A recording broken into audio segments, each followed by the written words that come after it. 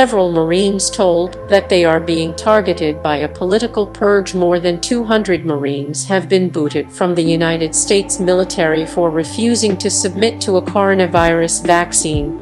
Fox News confirmed Thursday that 206 U.S. Marines have been kicked out of the military since late November for refusing to take the vaccine. Secretary of Defense Lloyd Austin on August 25 directed all military branches to ensure service members receive the vaccine. As the number of cases surged over the summer, the deadlines for each branch of the military passed as of December 15, and disciplinary action appeared to immediately follow. Several Marines who refused to get the shot were granted anonymity by Fox News Digital, so they could speak freely. They said they are witnessing a political purge by the Biden administration that is forcing out the military's best and brightest over deeply held beliefs they say are protected by the First Amendment. There's something fundamentally wrong at this point with our nation's leadership, said a major with more than 17 years of active service. We are facing an unconstitutional edict that I think is very targeted as a political purge, taking out some of the best and brightest soldiers, sailors, airmen, Marines, and Guardians from the Space Force.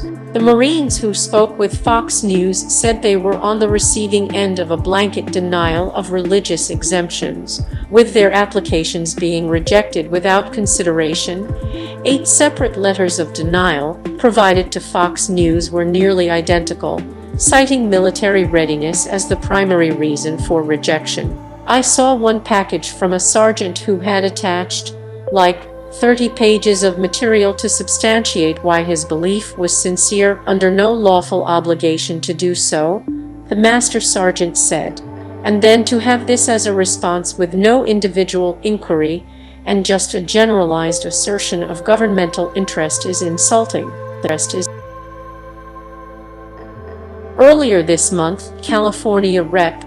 Darrell Issa led a group of Republicans in sending a letter to Biden saying he was committing a grave mistake in enforcing his military vaccine mandate.